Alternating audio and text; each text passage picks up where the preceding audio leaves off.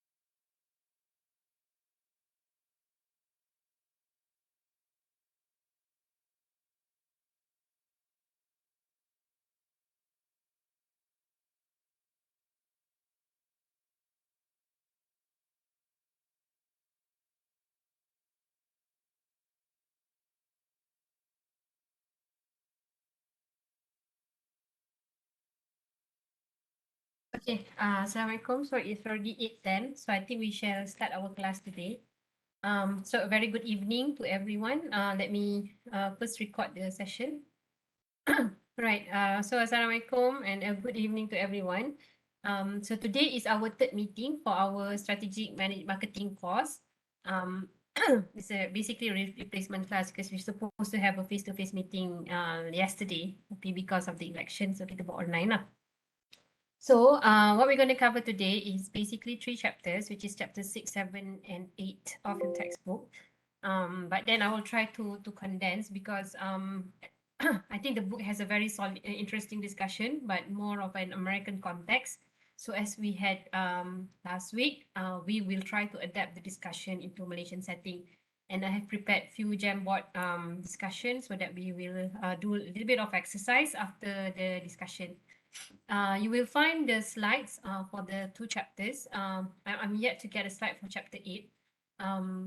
That slides to assist you in your reading. But ultimately, I think the textbook provide a very good reading kalau untuk mendapatkan info lah tentang topik-topik tersebut. Okay. Actually, your textbook tu sangat tebal, 800 lebih muka surat. But then it is a very interesting textbook actually. The one that you had is among the latest, is the latest edition. All right, so let me begin by giving you an overview about what we'll be covering in chapter 6. So as in many strategic marketing course, most of the discussion on this topic has been discussed in many other courses like marketing. Sometimes we have discussed this in consumer behavior. And this topic particularly on chapter 6 is a topic that is the core course is actually the consumer behavior. So therefore, I don't intend to repeat what you have learned. We will be touching the main ideas, right? But we will have further discussion on Malaysian context, as well as looking at few questions from the textbook. Okay, so what we will be covering in this chapter. Okay, let me turn into the. Can you see this slide? And then, right, and sekejap ya, my mouse is not working. So,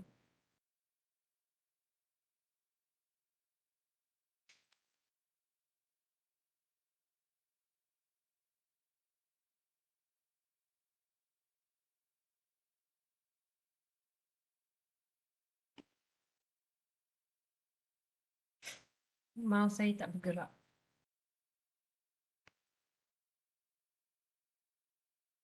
Sekejap saya stop sharing sekejap. There's an issue with my mouse.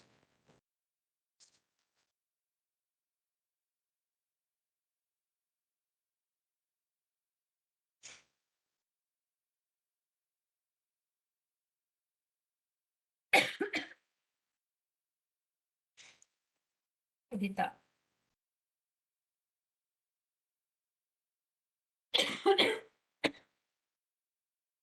Sekejap dia macam hang lah saya punya PowerPoint.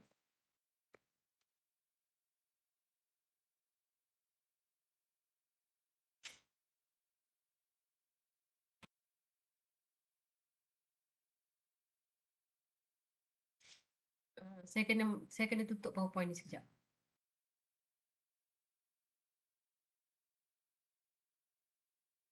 Sekejap.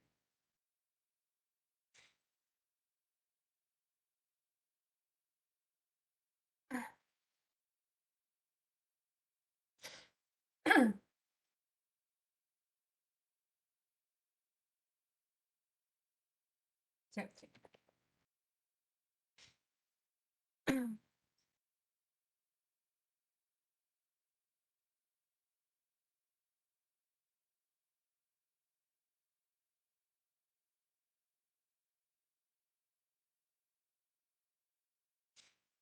Hmm. Eh.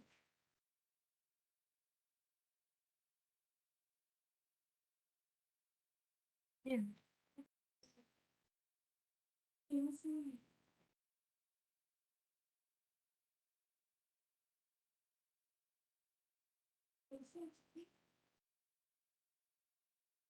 Sekejap saya tengah disable dia punya Microsoft PowerPoint punya function. Okay. So hopefully it will be okay lah ni. Okay. Alright. Okay. Alright. Nampak slide saya?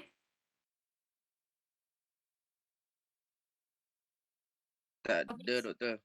Tak ada. Okay. Oh.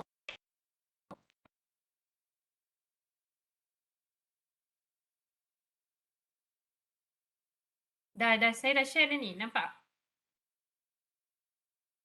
Nampak doktor, nampak. Alright. Okay, so ni chapter pertama. This is the first chapter that we will be covering for tonight. That is actually about consumer decision making.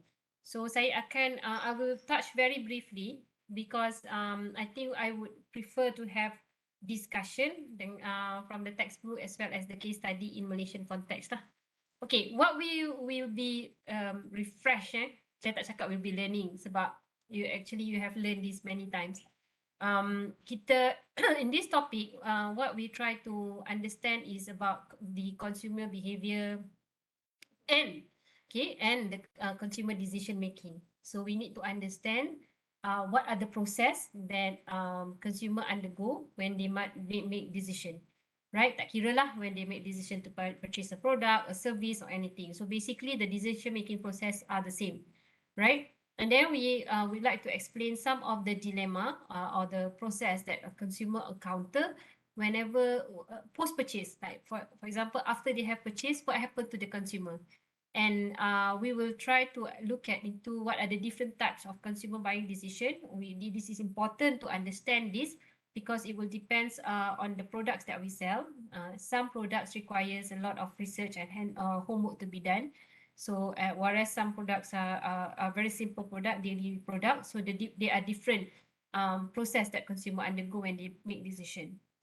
Right. So from learning outcome number 5 until learning outcome number 8, factors that influence consumer in making decision to buy. So ini yang mana dalam textbook you lebih banyak di-discuss in American context. But today we will be having a discussion on how we look into the social, the cultural, individual, and in fact psychological factors for consumer within Malaysian context. Okay, so before we begin, let me refresh. Why is it important for us to understand how consumer behave? Right, as a marketing manager, it is important for you to understand how consumer behave because we need to able to redesign our product, okay, to meet the consumer needs. We should be able to promote the product in a more efforts, right, and make more efforts to change the decision, right? Maksudnya kita nak promote our product kita, but at the same time we need to know that just by promoting is not enough. We need to understand how people make decision, how people reject our product, how people would accept our product, and basically it is also marketers is also playing a role to help basically the government, not necessarily the government, the federal government ke apa, tapi your company itself, okay, to shape any policy or guidelines to educate consumer.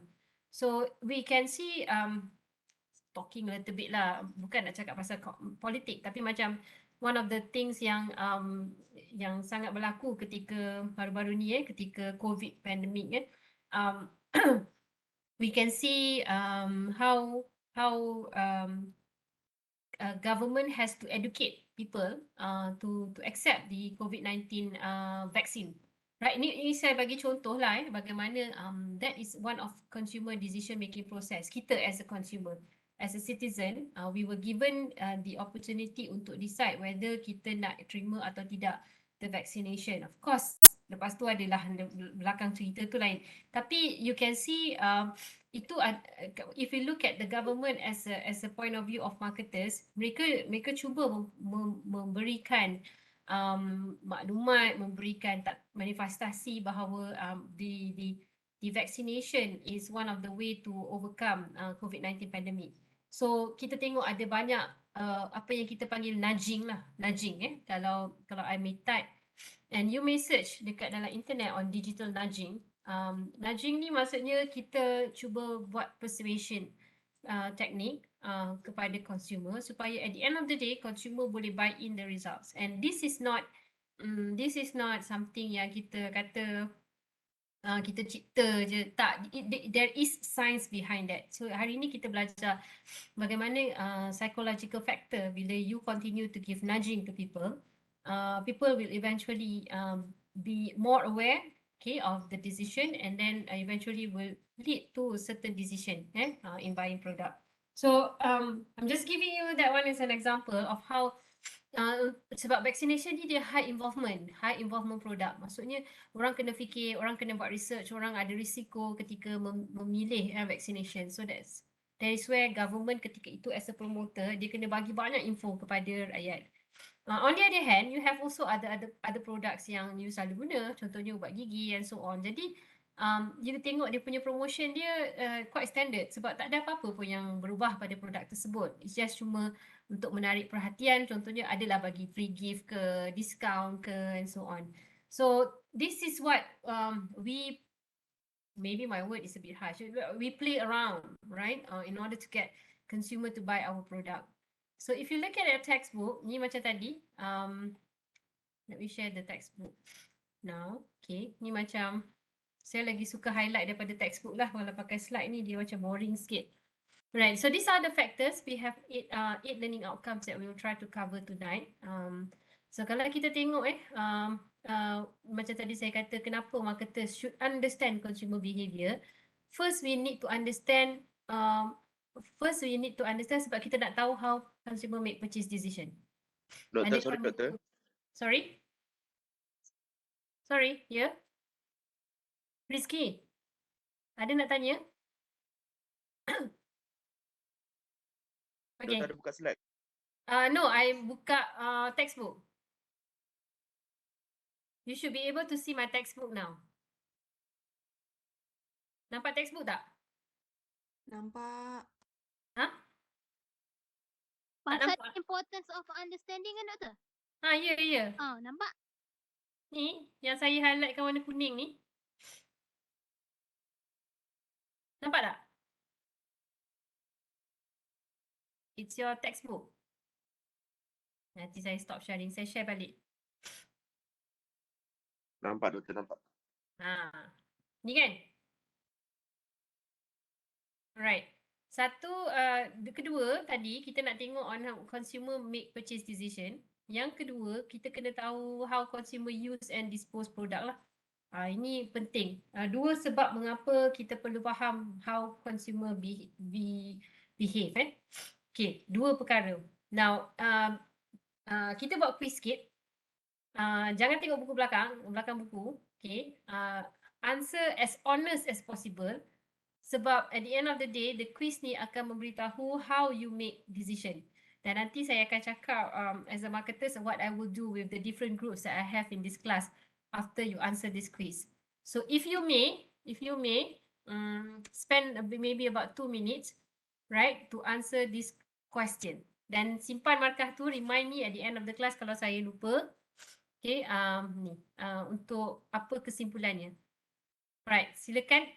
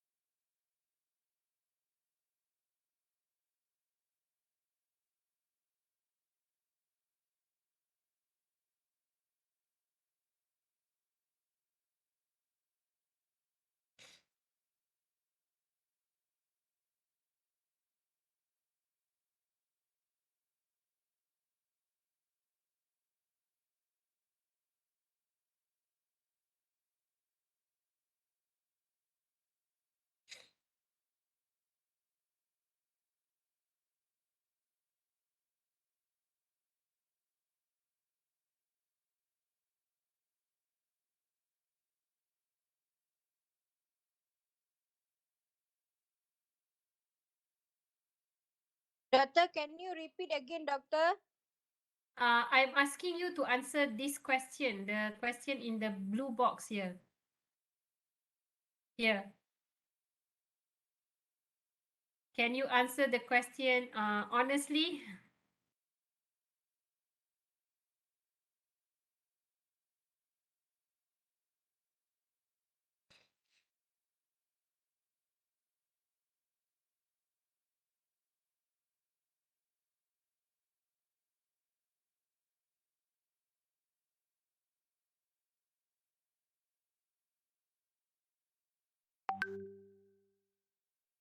Okey, dah jawab? Dah jawab? Alright.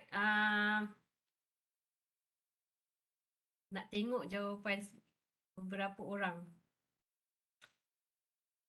If you may type in the chat column. Tapi nampaklah pula kan. Okay. Dah jawab belum? Sebelum saya bagi tahu jawapan. Belum lagi, doktor. Tengah buat. Okay, silakan. Saya nak semua orang jawab dulu baru saya bagi tahu jawapan.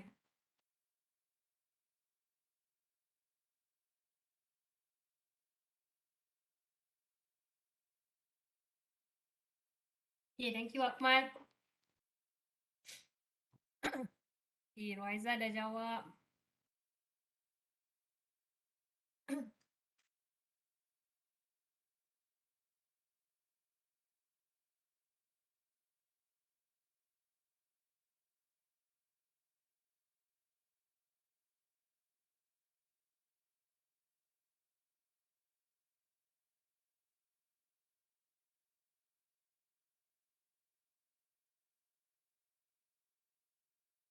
Ni sekejap je jawab ni sebenarnya.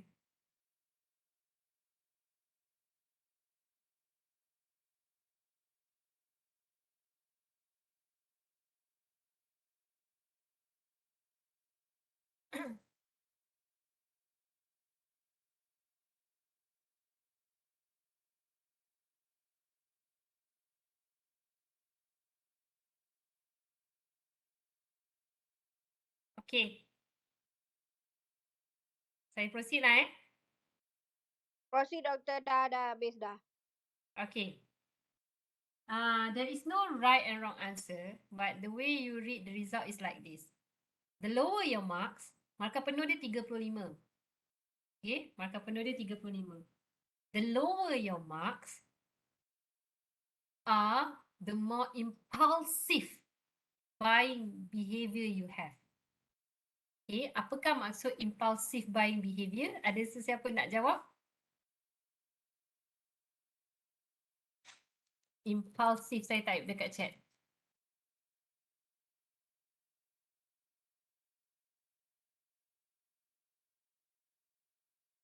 Okay, boleh nak Google? Boleh. The lower your marks, the more tendency that you have impulsive buying behavior. So what is impulsive buying behavior?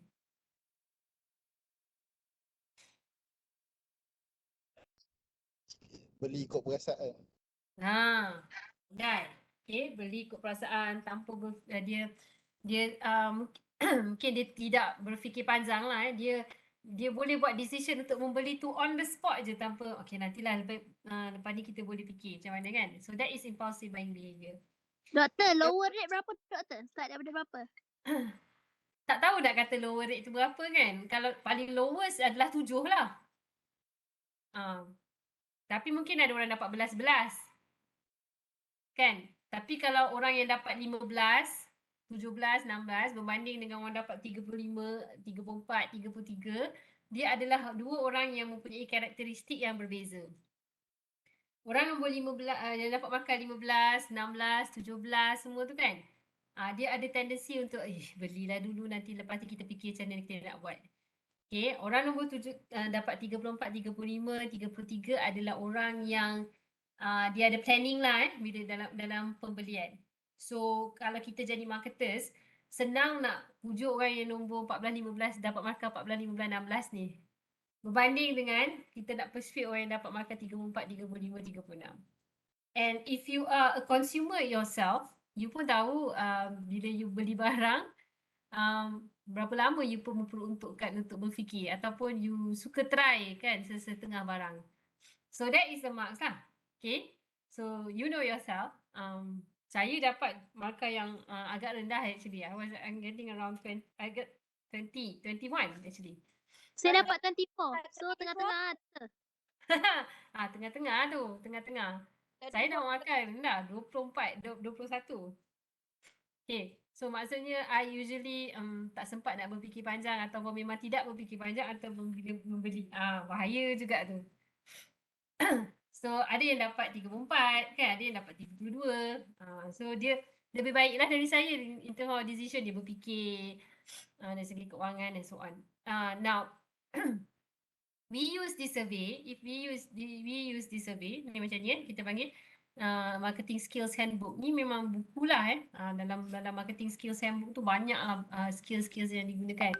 So ini memang nak digunakan untuk mengukur buying behavior.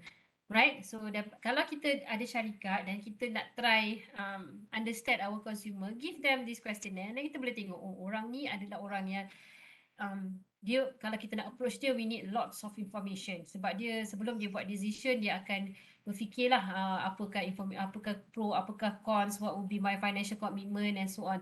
Berbanding dengan orang macam macam saya, mungkin sedikit info saja, saya rasa okey lah, boleh settle lah, I will just bought it, lepas tu nanti I yang fikir sendiri kot macam itu. So you can use this in any of your marketing activities, right? Dan juga dalam melihat konteks beberapa produk lah. Kalau ubat gigi tak payahlah bagi questionnaire ni kan. Kalau mungkin benda yang memerlukan komitmen yang tinggi, then we can use this questionnaire, right? So that is the different type of buying behavior. Okay, buying behavior di sini. Right, so dalam textbook you, dia mulakan dengan discussion on consumer decision making process.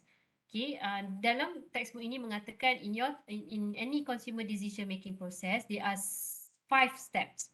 Right, consumer begins with need recognition, information search. Kemudian bila dia dapat information, dia evaluate all the alternative, purchase, dia beli. Dan kemudian after dia beli, dia akan buat post-purchase behavior. Dia akan mengalami post-purchase behavior.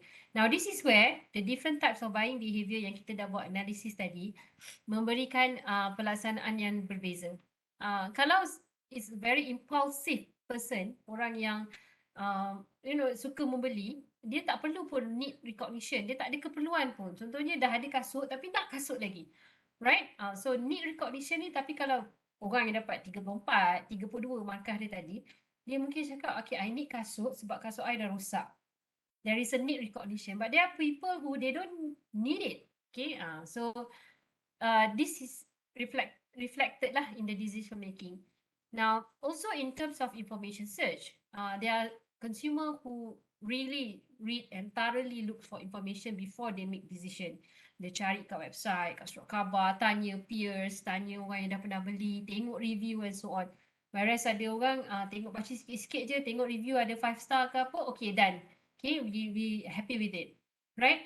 And people spend on evaluation, baru dia purchase, dan lepas purchase dia ada post-purchase behavior. Now, these are what we call the 5 steps. But not necessarily mereka follow all the 5 steps. Ada yang combine, ada yang tak sampai kepada post purchase pun. But this is the what your textbook call the step lah in decision making process. Dan setiap ini dipengaruhi oleh faktor-faktor yang dinyatakan inilah, iaitu faktor seperti budaya, cultural factor, social factor, individual factor dan also psychological factor yang mana akan discuss dan later in the textbook. So you remember that these are the 5 steps in consumer decision making, and it varies with the different buying behavior that we have. Alright, saya akan, I think I would skip this sebab tadi pun saya dah explain a little bit. Okay, a need recognition tu maksudnya bila ada keperluan. Okay, bila ada keperluan. Face imbalance between actual and desired state. Okay, memang ada keperluan nak ada kasut dan I beli kasut. If there's not, then I don't buy. Dan need recognition ni paling penting sekali, dia mesti being triggered by stimuli. Alright, stimuli ni could be internal stimuli ataupun the external stimuli. Okay, internal stimuli contohnya benda yang berlaku pada diri you sendiri, you experience. You need kasut because my kasut is what we call dah ketat. You know, kaki I dah kembang, dah besar, jadi that is internal stimuli. Whereas external stimuli adalah influence that you receive from others. Contohnya recommendations, contohnya star rating, contohnya comment-comments yang you dapat daripada kawan-kawan and so on. So this is external stimuli. So as a marketers, the most important element is how we influence the external stimuli. Right? Kadang-kadang sekarang ni because the external stimuli is too high, itu yang mempengaruhi consumer to buy.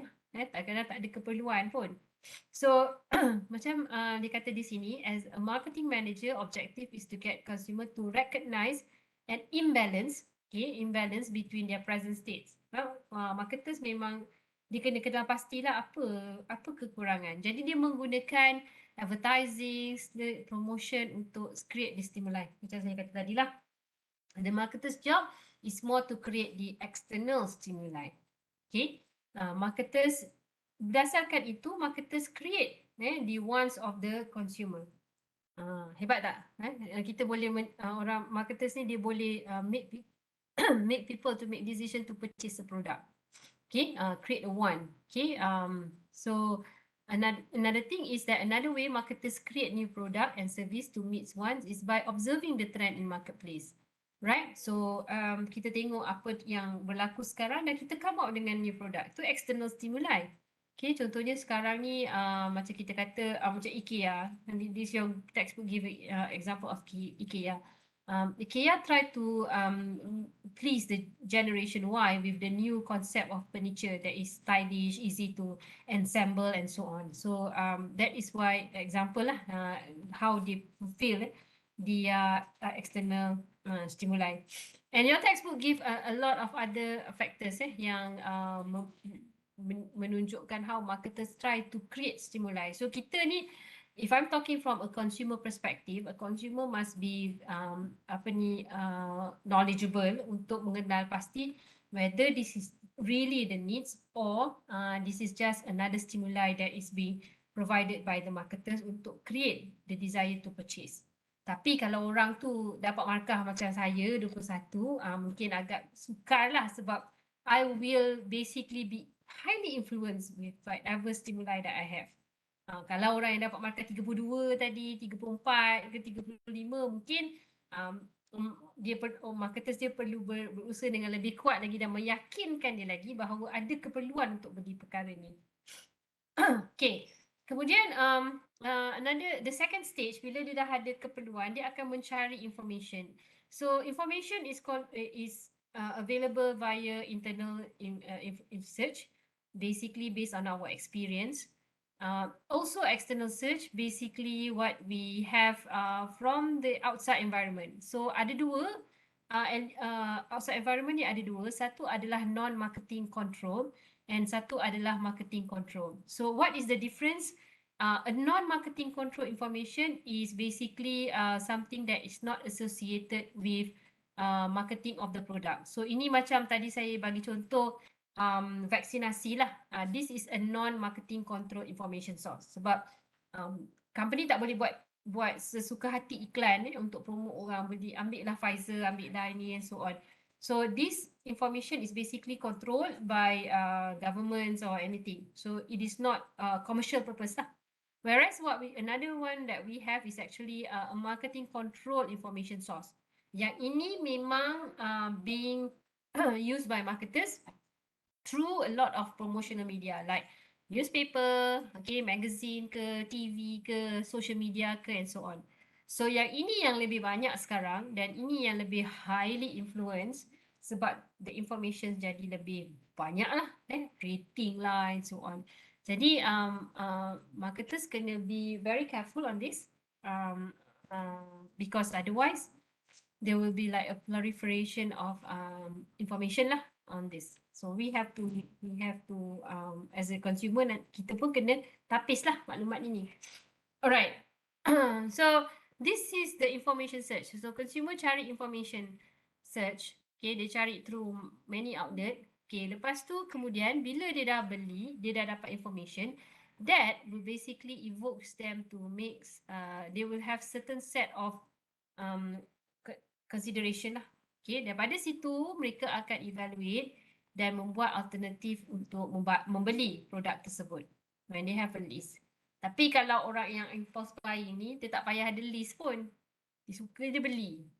Tapi kalau orang yang memang kena berfikir dan so dia buat alternatif, dia buat list. Okay, kalau beli kereta ni berapa loan, berapa bunga, berapa lama, berapa servis berapa and so on.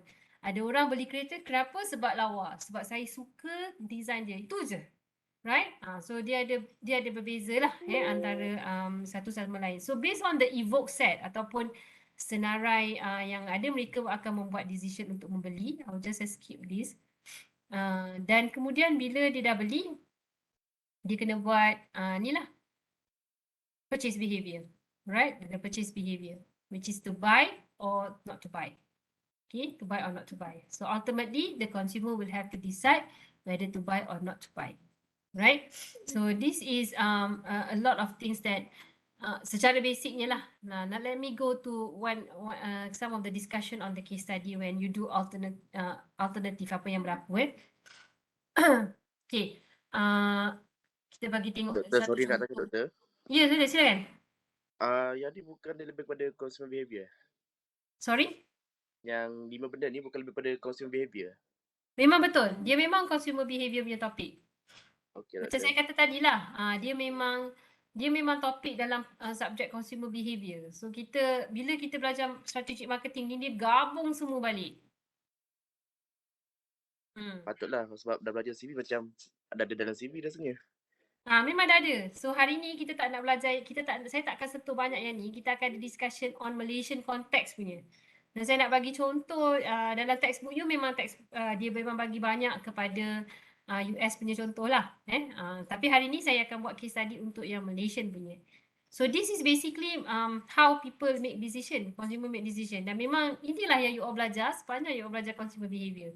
Dan dia semua decision ini dipengaruhi oleh 4 perkara penting. Satu adalah the individual character itu sendiri. Itu yang test you ambil tadi tu.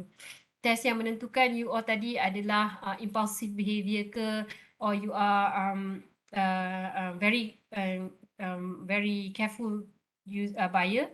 Dia juga dipengaruhi oleh faktor-faktor psychological seperti perception, attitudes, belief, faktor-faktor cultural dan faktor-faktor social. So kita akan tengok dalam textbook dan dalam konteks Malaysia, dalam konteks kita. Right.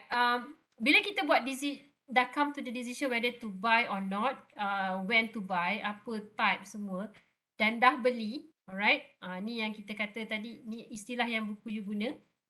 A fully planned purchase adalah based on lots of information. To be honest, I rarely do this. Alright, sebab tu markah saya tadi 21. Okay, saya especially at certain things memang I like to try. So I don't study a lot ke sangat. So I just want to buy. There are some people who have what we call partial plan purchase. So they know what to buy, tapi maybe they don't study extensively, right? And finally, finally there is unplanned purchase where people purchase on impulse. And to add up to the statistic, research has basically found out that up to 68% of items were bought during the major shopping trips, and 54% on smaller shopping items are basically unplanned decision, right? So if you are going to major shopping trip, basically half of the people would basically buy things that are unplanned. So jangan go to decide to major shopping trip lah, buatlah list ke apa and what not.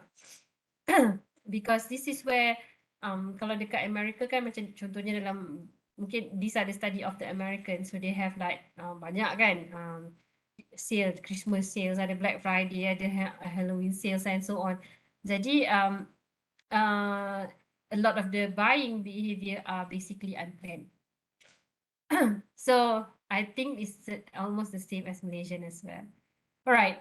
What happened to consumer after diorang dah buat purchase? Now there are two things. There are two things. First, they are happy, so I will not touch on that.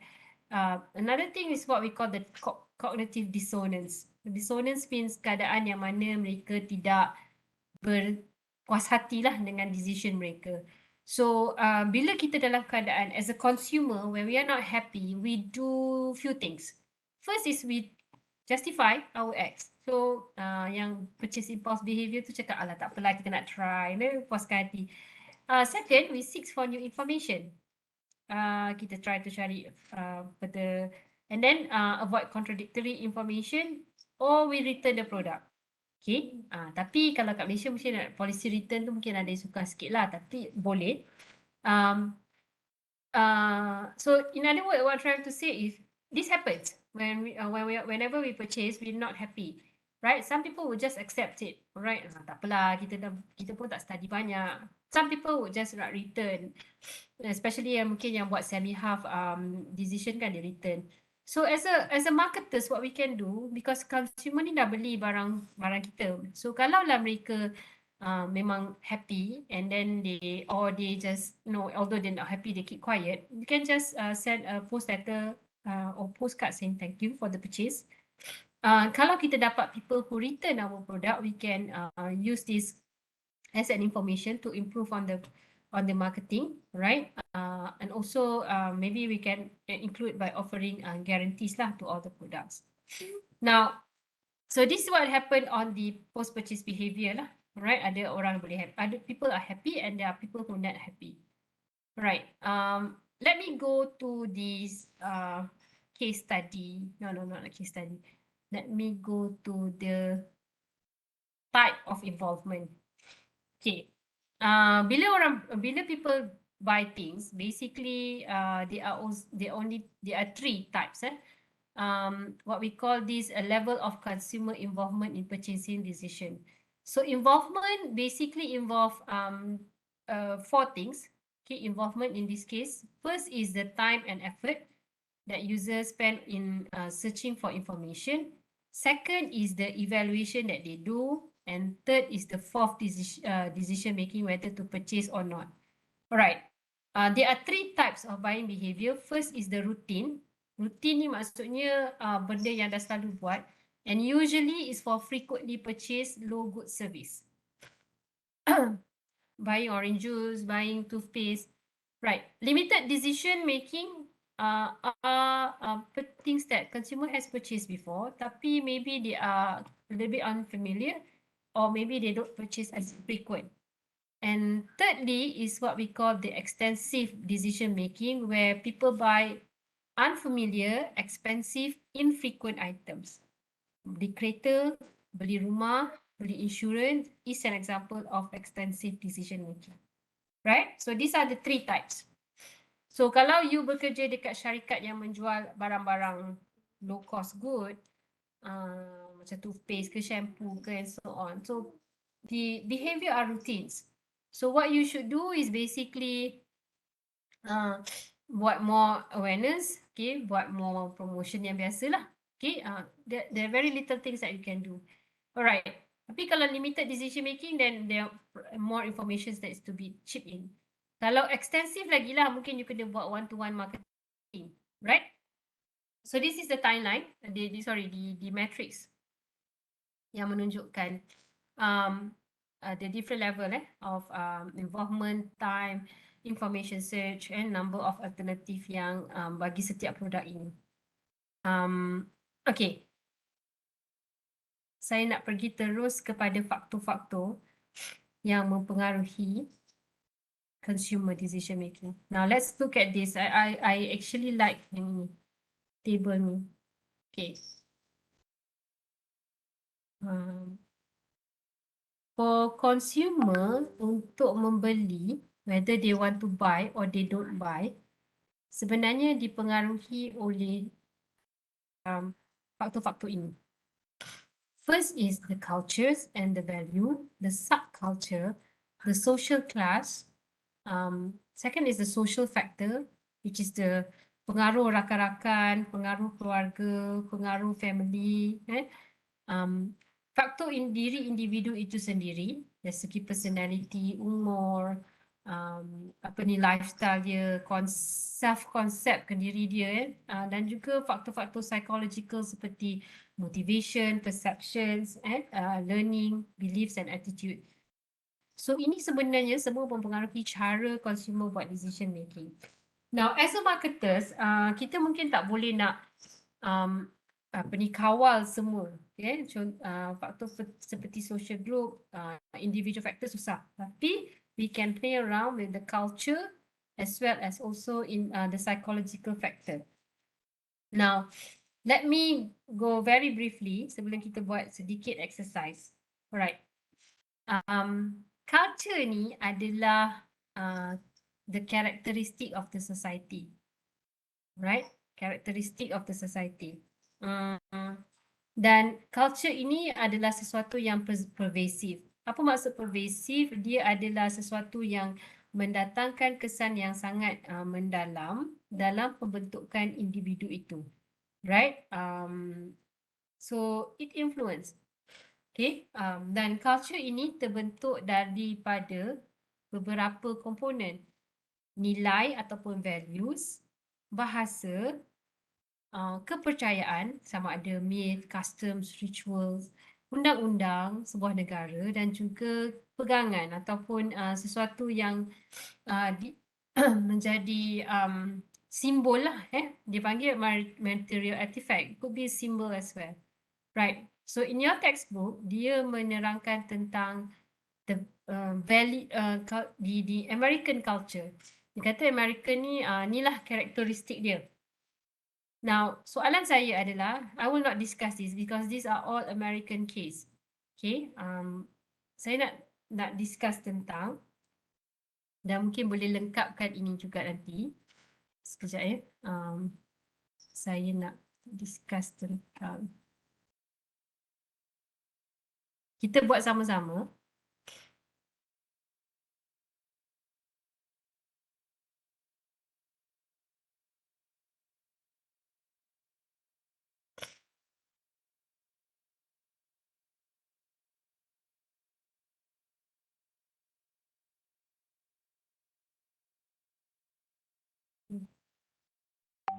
Okay, cuba you all masuk dekat Jamboard ni.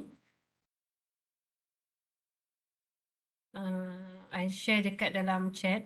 Okay, cuba you all masuk dalam Jamboard ni. Klik pada link.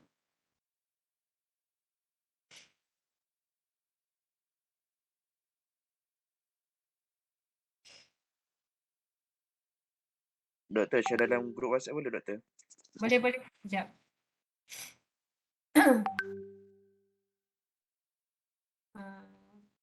WhatsApp kan. Okay.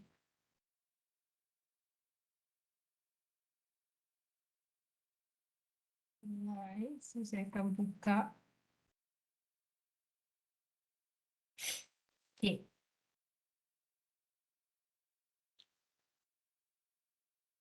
Alright, cuba kita isi what would be the Malaysian culture.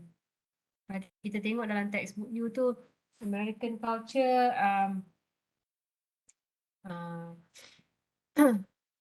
kalau ada textbook boleh buka ke table 6.4.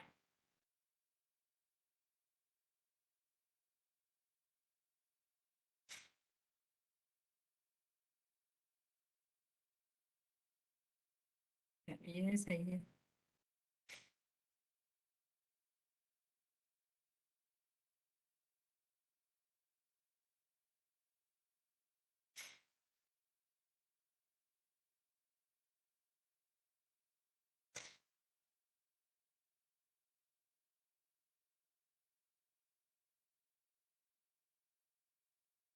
Okay, cuba you ambil dekat sini. Contohnya saya dah buat satu. Kita pakai yang values warna hijau, language warna kuning, myth warna customs and then tradition. Right? So value tadi saya dah letak satu. Okay, so kalau you nak, you ambil, you duplicate, ditambah lagi satu lah, values apa. Okay, mungkin very collective society. Okay, contohnya.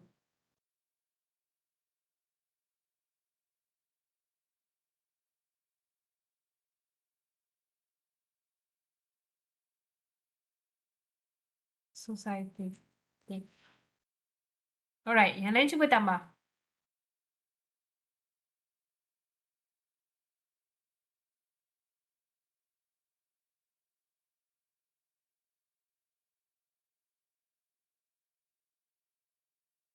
Just to try in.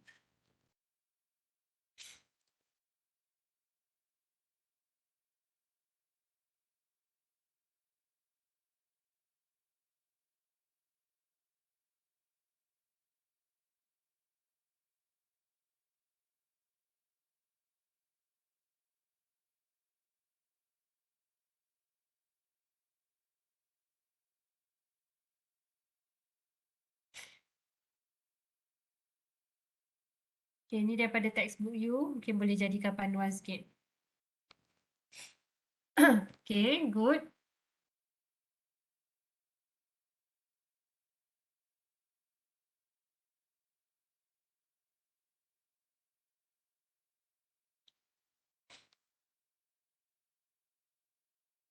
Sama je ni, value collective society ni. Lagi? Cuba you Google, what is Malaysian culture?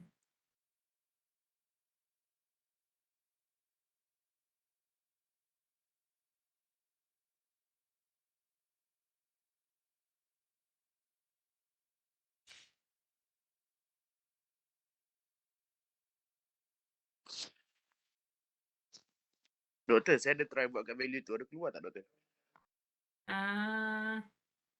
Value respect other religions ada. Itu ke?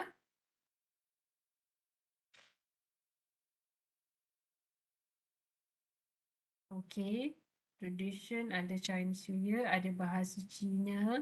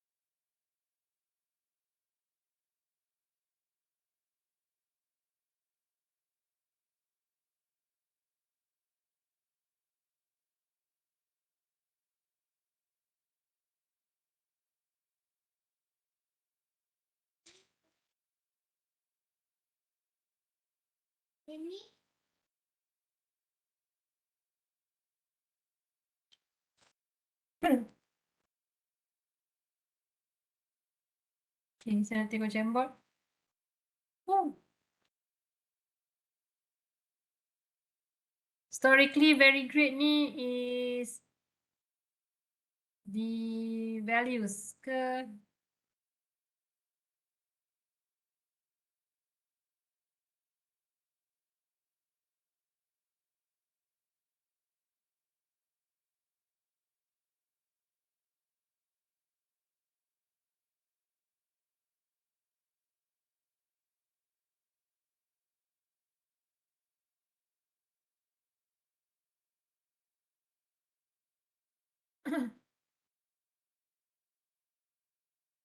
Okay.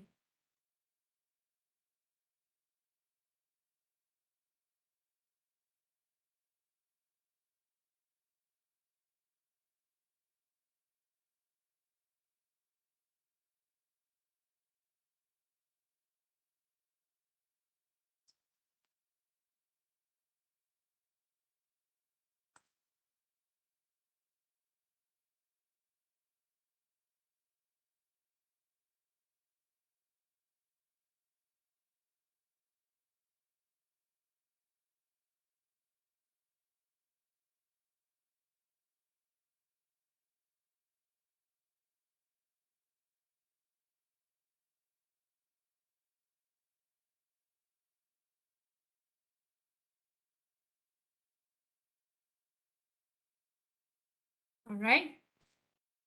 Okay. So we have few here. Very good. Okay, so this is the Malaysian culture. Generally how we as Malaysian think Malaysians behave. Okay, so ini adalah budaya lah dan mungkin yang paling penting sekali dekat sini kita nak tengok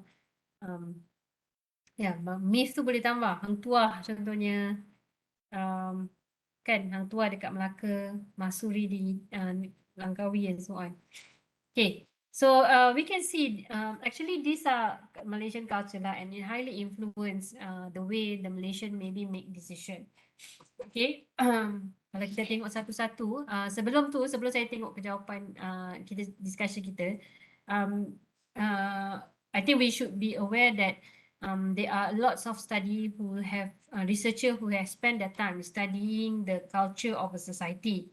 Okay, antara study yang popular adalah study daripada Hofstede. Okay, Hofstede, kalau you all masih ingat lagi perkataan seperti high masculinity versus feminism, high power index country. So ini adalah study daripada Hofstede dan kalau kita buat secara dalam carian dalam internet, you will be able to find Hofstede lah yang ni saya akan tunjuk pada you all. Hofstede ni dia study on business culture sebenarnya, tapi mungkin ada kena-mengena juga dengan how Malaysian behave in general lah. Is it? Okay. Okay, so ini adalah Hofstede study. Hofstede Insight, ni nama researcher lah, Professor Hofstede. So Hofstede ni sebenarnya dia kaji tentang the behavior or the culture of countries dan kemudian model ini dia ada 6 kayu pengukur. Dia mengukur high power distance, maksudnya power distance ni maksudnya adalah sifat ketuanan. So dekat Malaysia kita ada high power distance, maksudnya orang yang ketua kita kena dia mempunyai status yang lebih tinggi berbanding dengan subordinate dia dekat bawah. Dan kalau kita tengok dia tak semestinya sama antara negara-negara yang lain, sebab ada setengah negara yang dia low power distance. Okay, contohnya mungkin di US ataupun most of the Europe country, you Perdana Menteri ke, you nak beli apa ke, you kena beratur macam rakyat biasa. So there is a low power distance. But Malaysia has a high power distance. We are a high power distance country. So you can see ada laluan VIP, ada whatever, because it's a high power distance. We are not individualistic society. We are very collective society, macam jawapan yang you all bagi tadi. So kalau kita nak translate dalam marketing perspektif, kita nak jual barang ke apa ke, kita akan fikir untuk keluarga yang besar. Kalau ada promotion untuk friends recommend by friends, that will work. Because we are highly collective society. Kita akan bagi tahu kat family kita, kawan kita and so on. Whereas individualism, macam negara yang mungkin di barat, Europe, they are highly individual. Dia untuk diri dia je. Okay. We are about 50-50 on masculinity. Ada negara yang masculinity dia tinggi. Masculinity ni maksudnya how we see gentlemen at work, alright? How equal opportunity between men and women. So that probably is not an issue in Malaysia lah. But there are certain country with highly masculine. Okay, women would fall into a disadvantaged stage. Okay, uncertainty avoidance. This actually dalam situasi baguslah kena dengan kita punya discussion on pilihan raya kan. We are very low in uncertainty avoidance. Kita maksudnya masuk uncertainty avoidance ni adalah kita tak mahu perkara yang menimbulkan spekulasi. Kita takut perkara-perkara begitu. So we as much as possible we want to everything must be in system. Okay, so macam ni contohnya. Dimension of uncertainty avoidance has to do with the way society deals with the fact that the future can never be unknown. Okay, so we Malaysian are very low in uncertainty avoidance. We do not want uncertain. We try to avoid. Okay, kalau ada country yang high certainty avoidance macam kat Israel, Palestine, dia dah tak boleh buat planning tu normal. Normal. So the extent to which the member of the culture feel threatened by ambiguous unknown situation have created belief and institution to avoid this. So we are very low in uncertainty avoidance. Okay, so Malaysian score 36 on this dimension, thus has low preference for avoiding uncertainty. Okay, low uncertainty avoidance society maintain a more relaxed attitude. Okay, sekarang tak ada kerajaan pun duduk tenang-tenang je. Kalau dekat negara Arab agaknya dah merusuh jalan raya dekat jalan raya, okay, semua. Sebab we don't like this. Okay, so sebab tu kalau macam in consumer punya konteks kita nak semua clear. Okay, I will get this and so on. Okay, they believe that there should be no more rules that are necessary if they are ambiguous or do not work. Okay, so that's why we if you look at how consumer works, schedules are flexible, hard work is undertaken when necessary but not for its own sake. Okay, precision and functionality do not come naturally. Okay, and innovation is not seen as threatening. So we are very relaxed. Right? Kita try to avoid uncertainty. So that's Malaysian culture. Okay, very long-term orientation, not really. Okay, it can be ad hoc, most of the time ad hoc, and quite a high number of indulgence. You can do this interesting because you can compare Malaysian, for example, with Finland, and you can compare Malaysia, for example, with Saudi Arabia. Okay, so say then maybe we try to find. Tak ada Finland, Finland tak keluar. Contohnya Hungary, okay, another Eastern country. Ni Malaysia, merah. Macam saya kata tadi, the country very low power distance. Okay, Malaysian very high, Hungary very high in individualism. Dia tak adalah nak bawa atuk nenek semua pergi holiday, tak ada. We have that, right? Very high, very low in terms of very high in terms of masculinity. Most women duduk dekat rumah walaupun dia negara maju, okay, tapi maybe because of the tax is high, so women probably prefer to stay at home because they still enjoy the benefits of taking care of their kids, right? These countries are not high they face uncertainty, they like innovation, sebab tu dia boleh create barang, okay, and they are willing to make changes, right? They have quite similar long-term orientations, and in terms of indulgence are quite low. So indulgence ni basic, okay, saya tengok the extent to which people try to control their desire impulses. Okay, Malaysia has basically 57. That culture is one of the people in the society classified high score exhibit a willingness to realize their impulse and desire with regard to enjoying life and have fun. Kan, itu Malaysia suka cuti semua, okay? So that is example lah. So kalau kita tengok basically Malaysia has a higher indulgence compared to the people in Hungary. Now you can change with the maybe Saudi peoples, right? And you can lihat lebih kurang sama lah on certain things, and I think you can relate with whatever happens that berkawan ke from the news that you read. Okay, almost equal in masculinity. Individualism, Malaysia lebih rendah individualism, mereka lebih tinggi in terms of individualism. Malaysia still have a high power distance, right, compared to the Saudis. Saudis are really even more uncertainty avoidance than us, because we kaya lah kan, okay. So this is an example. It's very interesting if you want to study Hofstede. Kalau orang yang nak buat international business and international marketing, knowing Hofstede memang one of the things lah. Another study is by Australia SBS company. Is about sama juga study pasal culture. So dia study banyak juga dekat sini. So yang saya suka dalam study ni adalah dia cerita pasal core concept lah. Core concept of Malaysian. So dia kata Malaysian karakteristik dia gentleness. Okay, orang Malaysia bersopan santun, which can be reflected in the way we express in our talking. Kita tak straightforward, cakap berlapis, kadang-kadang cakap tak nak tapi nak sebenarnya. Budi, hutang budi dibawa mati, begitu. Respect, very courtesy, very modest, a very face. Alright, yang ni saya nak tunjuk dekat you all. Mungkin perkataan ni kita jarang dengar sebab masa I encounter pun I say what is filial piety, alright, and then diversity. Okay, filial piety ni bermaksud the quality of the people being devoted to religions, right? So macam tadi ada kawan you all tadi tulis dekat dalam Jamboard tadi pasal being religious. So this is what they people study and how they observe we as Malaysian. So all these actually have influence on how we behave, right? How our consumer behave. So macam tadi betul lah yang ini kita ada respecting the others as our collective society. Kita are more very polite. So ada double meaning when we speak, right? We try nak cakap tapi tak cakap yang what we intend, expecting people to understand what we say.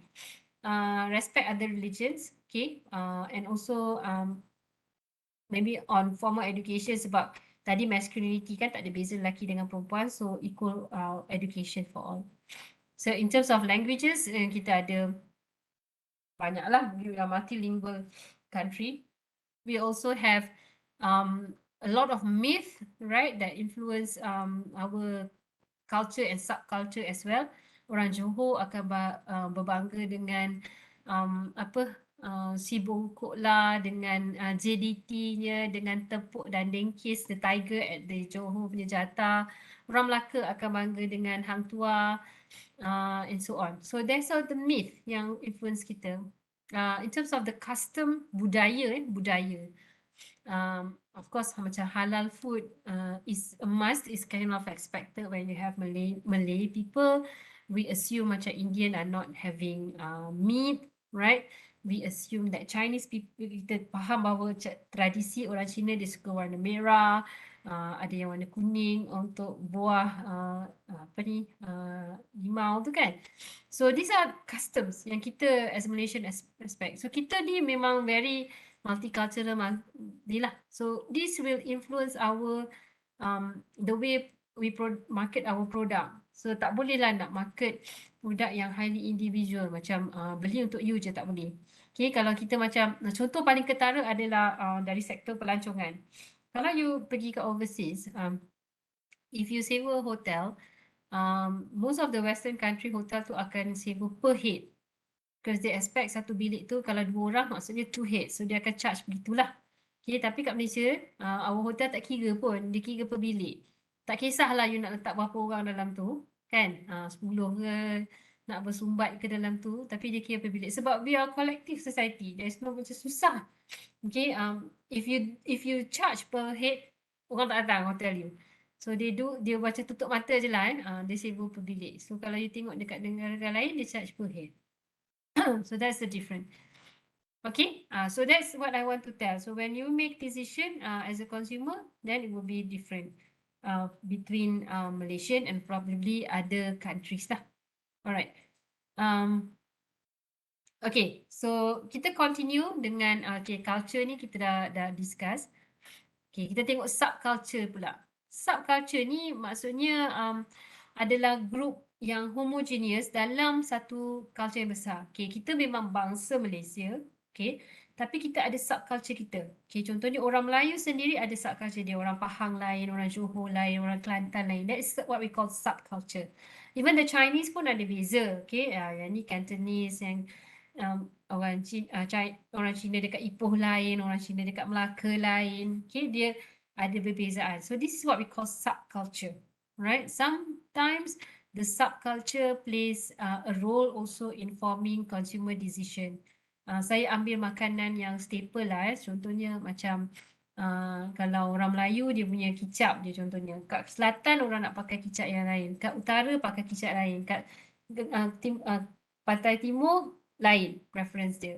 So that's a subculture difference.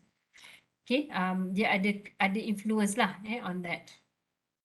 Of course yang lain macam social class ada beza. Okay, kita fahamlah social class tu maksudnya berapa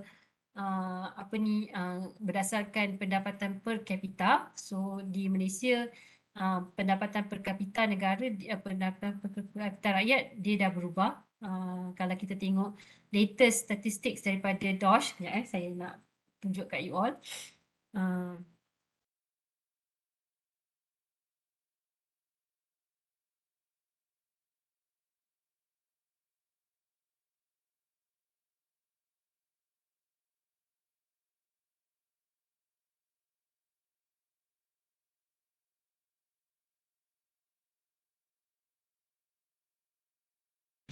Okay, so kita nak tengok daripada survey daripada Department of Statistics Malaysia. I think yang lain-lain tu of course banyak dekat dalam website, tapi saya lebih prefer untuk kita gunakan sumber rasmi lah. So Jabatan Statistik Malaysia pada tahun 2000, dia yang latest. Okay. Okay, tahun 2020, 2020. Dan mungkin juga telah berubah lah bila pandemik COVID ini menunjukkan perubahan.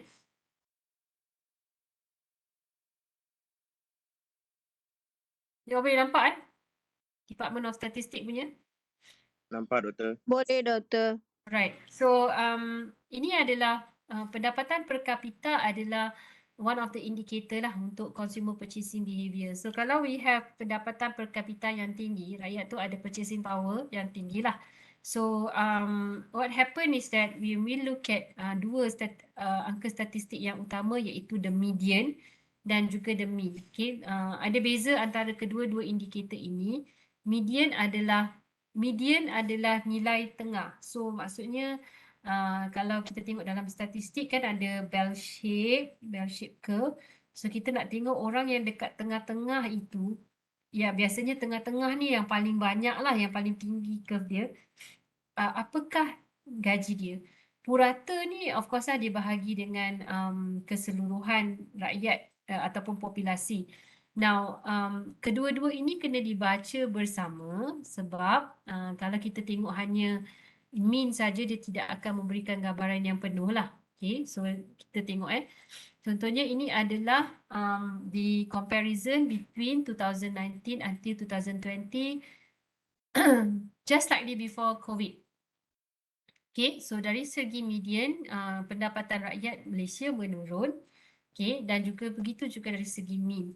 So kalau kita tengok secara yang di tengah-tengah yang di tengah-tengah untuk wilayah Persekutuan Kuala Lumpur, kebanyakannya mempunyai what we call gaji berjumlah sekitar 9,900 dan juga kemudian pada tahun berikutnya tahun 2020 9,700. Ini adalah penurunan lah, penurunan daripada segi gross income. Now dari segi purata, sebab maksudnya purata ni ada orang yang gaji dia lebih banyak, okay? Iaitu secara puratanya ramai juga yang gaji lebih daripada 9,000 ni. So purata rakyat wilayah persekutuan dalam 12,840. Okay, pendapatan. So kalau kita tengok negeri-negeri yang mempunyai pendapatan per kapita tinggi adalah negeri-negeri yang macam kita tengok di sini lah. Putrajaya, Kuala Lumpur, Selangor, dan juga kita boleh tengok state-state yang mana pendapatan per kapita rakyat di situ adalah agak rendah. So dari segi marketing of product, sebab tu you boleh tengok a lot of mungkin international products ataupun international chain, they would like to open their stores at the big cities because of the high income that is being getting by the people. Okay, this is just income. Jadi tetapi dia tidak bila nak baca tu kena baca sekali dengan household expenditure. Tapi yang ini lain lah.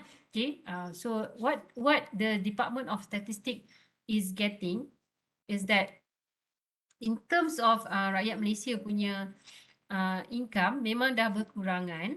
Okay, kalau kita tengok daripada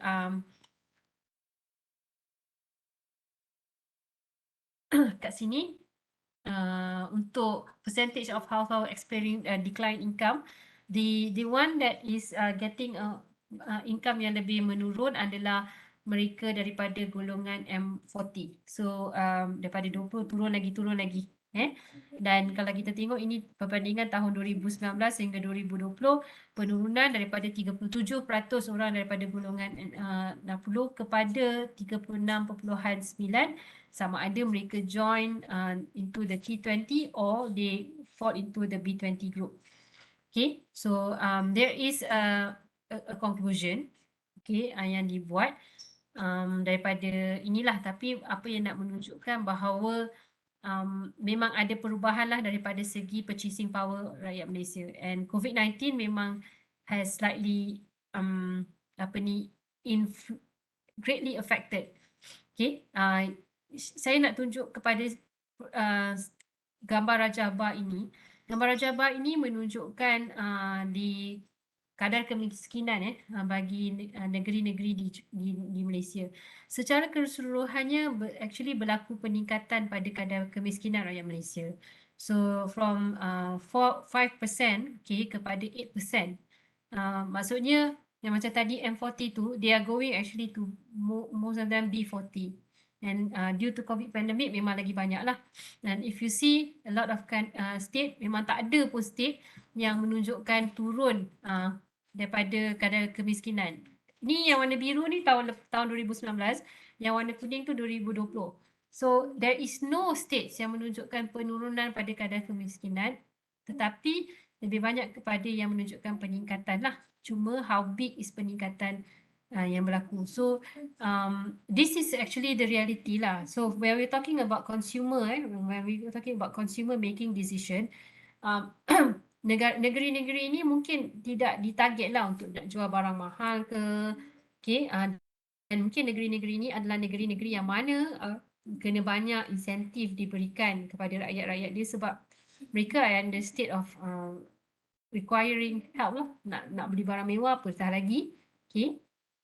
So kalau kita tengok negeri yang mungkin absolute poverty tu yang rendah lah, yang agak rendah.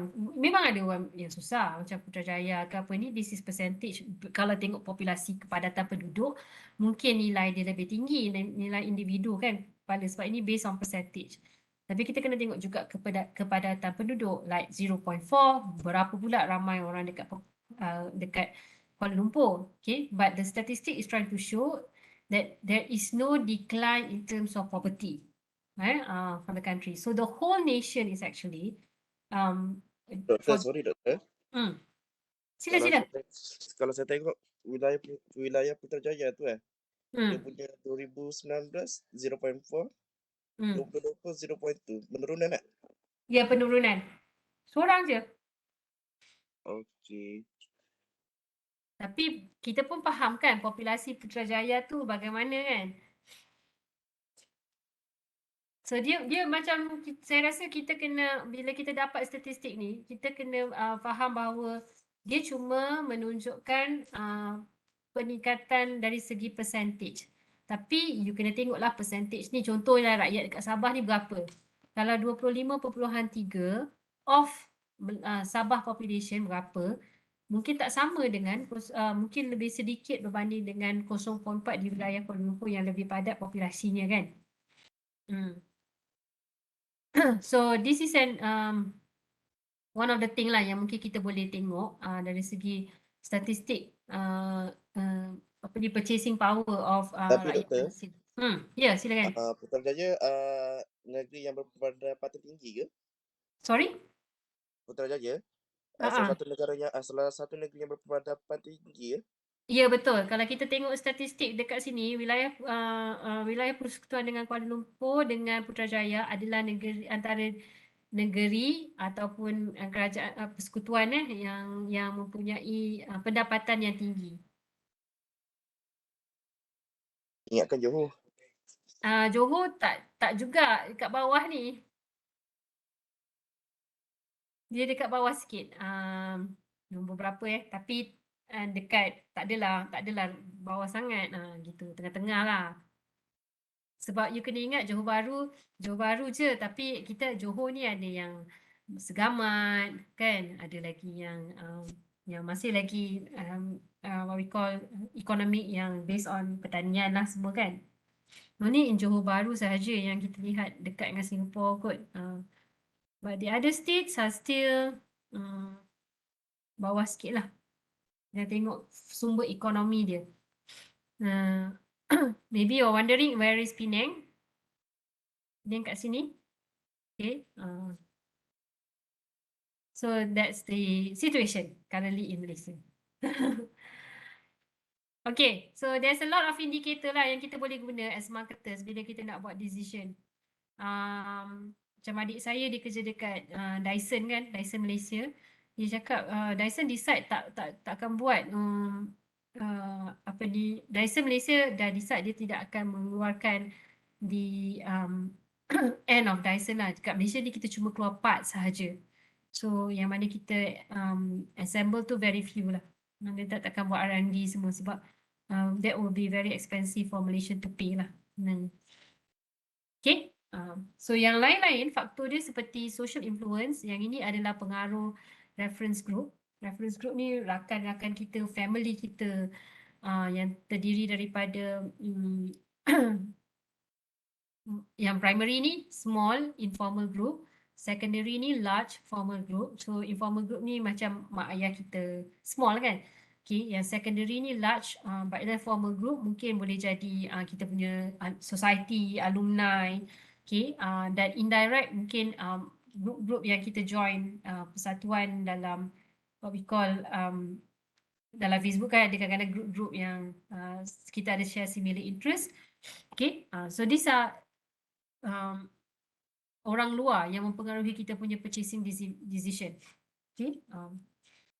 Kat Malaysia ini sangat tinggi sebab kita memang collective society. So kita tengok mak kita beli apa, ayah kita beli apa, kawan kita beli apa. We are highly influenced by this. Okay, so macam ni dia ada studies kan, kalau dia study on twins and teens, okay, remaja dipengaruhi oleh siapa? Kalau famous person uses the product, orang yang percaya dalam 18 hingga 12 tahun will be highly influenced, right? Cartoons, person in the movie, these are people, kalau kita tengok makin tinggi, kanak-kanak lebih mudah dipengaruhi lah. So this is what we're trying to say, that the role of social references tu sangat penting lah. Kids will always duplicate dia punya parents. Okay. Kalau ada, kita tengok dekat sini, selain daripada groups itu, kita juga ada influencer macam ni, opinion leader, people yang akan membentuk kita punya understanding. So that include people yang kita kenal dan juga celebrities. Termasuk memang celebrities memang one of the, sebab tu dia make celebrities one of the way to make money is becoming endorser or influencer or certain products. Alright. Now kita tengok dekat diri kita sendiri, which is the individual influence. Diri kita sendiri, karakteristik pada diri kita sendiri yang mempengaruhi pembelian kita. Like it or not, our gender actually influence how we make decision. Okay, dia kata psychological difference between men and women results difference in such need. Okay, to buy products. Okay, so ada perbezaan lah antara the way women and men make decision. Okay, so kalau kita tengok dekat sini, salah satu yang mempengaruhi cara women membuat decision bertukar adalah bila women are now working, they become working women, so they are more there are more factors that influence their decision lah in making purchase decision. Okay, dan kalau kita tengok daripada segi membeli barang pun memang berbeza lah kita punya preferences.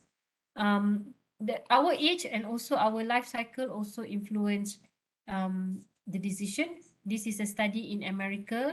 Dia menunjukkan bahawa bila kita semakin berumur, kita punya keperluan perbelanjaan juga berbeza.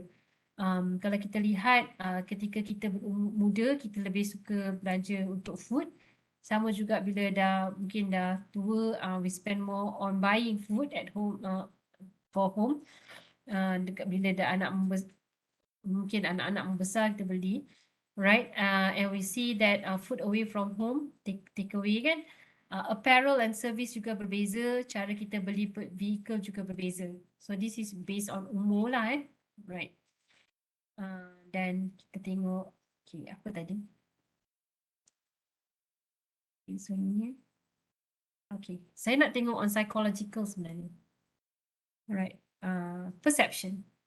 Okay, the way our decision is being influenced memang sangat bergantung kepada perception, iaitu proses yang mana this is banyak digunakan sekarang. Perception adalah proses in which we select, interpret stimuli into a meaningful situation, and that is called perception, right? Dan marketers memang should be able to dipanggil manipulate this, okay? Right. And people cannot perceive every stimuli in the environment, therefore they use selective exposure to decide. Selective exposure ni adalah manusia tak boleh membuat decision secara keseluruhannya. So mereka sebenarnya decide based on stimuli yang dia dapat. So kalau kita tengok, saya suka quote election sebab saya memang suka tengok consumer behaviour ketika election. Contohnya sekarang kan bila kita bila kempen, kita tak sempat pun nak attend semua kempen, kita tak sempat pun nak baca semua manifesto. So whatever selective exposure yang kita dapat, dia akan mempengaruhi keputusan seseorang itu dalam membuat decision. Okay, that is what we call selective exposure. The process whereby a consumer notice certain stimuli and ignore others. So kalau tiap-tiap hari dia dengar wakil A bercakap, dia akan dapat information itu sahaja. Okay, so of course dalam dunia sekarang ni parti lain pun buat marketing and so on. Jadi dia akan dengar macam-macam. Tapi apa yang mampu dia capai je lah, that is what we call selective exposure. Dan as marketers, we play with this. Right, we play with this. Kita bermain dengan creating this by looking at few things. First is, kalau barang, okay, kita create cues. Yang cues tu boleh jadi dalam bentuk product packaging. Kalau pilihan raya, color, logo, kan, logo. Colors also plays an important role. Okay, another one is kalau kita tengok colors. Okay, so colors. Yes, two things. Okay, the logo, the packaging, the color, the brand. These are playing an important role lah. Sebab tu macam kalau pilihan raya is the color, logo, orang tahu. Orang ingat logo dengan orang ingat bendera je. Colors. So this plays an important role. So another concept yang boleh menyebabkan kita ada selective distortion adalah konsep ini. Konsep yang mana selective distortion, okay, dan juga selective retention. Now, apakah ini? Selective distortion occurs bila consumer change, dia bertukar, dan distort ni terganggu information dia yang berbeza dengan apa yang dia percaya with their feelings and belief. So contohnya dia memikirkan barang A ini mempunyai kelebihan sekian-sekian. Tetapi bila dia beli dia tengok barang A tidak menjanjikan apa yang dipromiskan. So dia akan mengalami proses yang mana berlaku selective distortion. Okay? Dan bila selective distortion berlaku, dia akan sama ada pulangkan balik atau tidak puas hati and so on. Now, satu lagi yang penting dan selalu digunakan adalah selective retention. Retention tu maksudnya consumer ni tak mau dengar lagi benda lain, dia akan kekal dengan apa yang dia percaya. So that is selective retention. Dalam bahasa lain, dia lebih loyal lah. Dia lebih loyal. So this is how consumer usually form their perception. Dan perception ni susah nak ubah sebenarnya. Okay. Dan satu lagi yang paling penting dalam textbook you mengatakan bahawa if you want to make any changes between 20%. Okay. Berapa banyak kita nak sales, berapa banyak kita nak discount, make sure that it starts with 20% because less than 20% it will go unnoticeable. Orang tak ingat. Okay, ataupun dia tak ada kesan pada perception consumer. Studies lah has been conducted. Right. Dan satu lagi yang berkaitan dengan consumer adalah berkaitan dengan kebolehan untuk belajar sesuatu daripada pembelian. Okay. Ada yang bila kita nak beli barang, a lot of or make decision, a lot of consumer are being actually input with all stimuli, right? Bila stimuli itu berlaku, dia sebenarnya ada dua jenis learning yang berlaku. Learning berlaku apabila satu adalah stimuli generalization. So bila kita tengok apa yang kita dapat ini sama dengan the first one. Okay, iklan yang kita dengar the second one sama macam iklan yang the first one. Oh, tak ada banyak features berubah. So we will just continue buying. Now another one yang boleh juga digunakan adalah stimuli discrimination. Dan di Malaysia tak boleh buat ini sangat. Sebab iklan kita tak boleh contohnya nak kata brand A lebih baik daripada brand B secara terang dan nyata. Kalau kat US boleh. Dia boleh cakap Colgate lebih baik daripada Dali. Dia discriminate. Okay. Kalau dekat Malaysia tak boleh. So a lot of Malaysian advertisement is based on stimuli generalization. So kita akan kata yang ini lebih baik daripada yang brand yang kita ada sekarang ni lebih baik daripada segi functionnya dengan brand A yang terdahulu. Iklan kita tak boleh cakap brand A Dali lebih baik daripada brand lagi satu. So that is stimuli discrimination. So we don't have so much of stimuli discrimination di Malaysia lah. Sebab our advertising law is not allowing us to make direct comparison. Okay, so dia tak boleh buat Pepsi. Ada sama menyaman tu ya doktor? Sorry? Sebab tu ada sama menyaman Ya, betul. Kita punya advertising law, kita tak boleh nak cakap straightforward. Coca-Cola lebih baik daripada Pepsi, tak boleh. Dynamo lebih baik daripada Breeze. We cannot that. Sebab tu kita kalau tengok iklan, cap X semua kan. So apa yang kita buat selalunya kalau kita bagi contoh, yang dalam textbook ni kalau saya bagi contoh lah, Clorox bathroom cleaner relies on Clorox Bridge punya brand name, kan? Dali dia keluar banyak macam Dali apa ni charcoal lah apalah, tapi dia sebenarnya dia adalah Dali juga. That is how we buat stimuli lah, kita buat comparison dan membenarkan consumer buat comparison. Kat Malaysia kita tak boleh buat discrimination. Right? And finally is belief and attitude. Tadi kita dah sentuh a little bit on culture kan. Kita ada the way how Malaysian believes form our culture. The attitudes of Malaysian juga akan form our culture that influence on the consumer decision making lah. Right? So nak tukar belief and attitude ni sukar sebenarnya. Sebab dia ambil masa yang lama kan. Dia something that is being inculcated dalam diri individu tu daripada dia lahir sampai dia ketua lah. Jadi nak jadi berbeza tu agak sukar.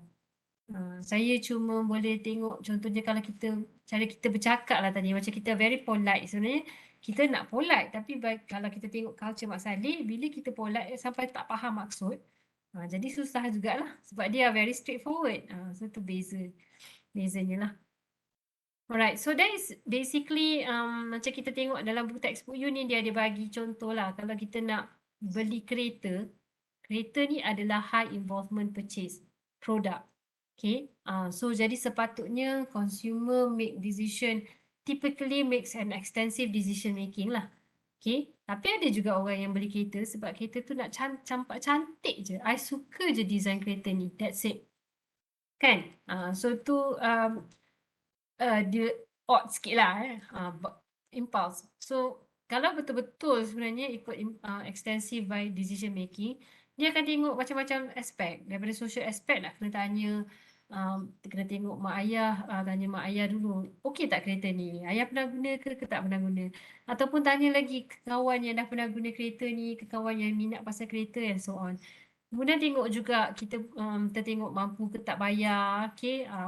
Psychological factor seperti kita nak buat comparison dengan orang lain ke and so on. So actually it's a complex decision making. Tapi there are some people who make a simple decision making. Saya suka ni sebab dia punya design. And that's it. Right? Dan yang hutang tu Maybe kita dia cari tahu lain. apa dengan duit, doktor. Ha? Maybe dia dah tahu nak buat apa dengan duit tu. Itulah dia. Begitu mungkin lah. Ataupun dia rasa ultimately saya nak beli kereta. So yang lain-lain tu saya sanggup berkorban kerana nak beli kereta je. Saya ada student yang macam tu. Kadang student undergrad, bukan you all lah, student-student yang undergrad yang baru lepas kerja kan. Sebenarnya saya tanya, pakai kereta apa? Baru je first kereta kerja tapi wow, saya kata, you all punya gaji ni more than 50% you all spend on beli kereta contohnya. Bagi dia kereta tu adalah sesuatu yang besar. Well, you know, that's a decision making lah yang orang buat kan. Tapi kalau mungkin kita tanya student space, dia punya jawapan dia lain lagi sikit sebab mungkin you all dah kerja lama kan. Mungkin dah ada pengalaman lah bagaimana nak atur bajet tu. So it will differ. Bersaing, doktor. Ha? Maybe dia nak bersaing dengan kawan-kawan dia. Ya, maybe. Budak undergraduate ni lain-lain sikit dia punya cara pemahaman dia. Kadang saya kagum kat tengok. Alright. I think that's what we cover for this chapter lah. I think dah pukul 9.42. Panjang juga kita discuss. Chapter ni panjang. I don't mind kalau actually nak continue dalam kelas nanti lagi 1 minggu on another 2 chapters. You should be okay. So are you guys good kalau kita continue dalam kelas ke apa? Should be able Lagi bagus, doktor. Ha? Lagi elok kalau kat dalam kelas. Lama-lama sejam depan line ni lain, dia tak sama macam dalam kelas. Alright, so I guess yang itu. So saya cuma nak remind kalau kita tengok dalam folder tu ada untuk you punya weekly discussion and class assignment kan, you all kena buat satu kisah. Tadi yang first kita dah discuss yang Disney. You all kena buat satu lagi, mana-mana you all pilih daripada chapter yang kita dah discuss. So up to you, at the end of setiap chapter ni ada discussion dia. So you all boleh pilih dan nanti submit bila dah hujung semester lah. Yang macam ni, case dia pasal Coca-Cola tak silap saya.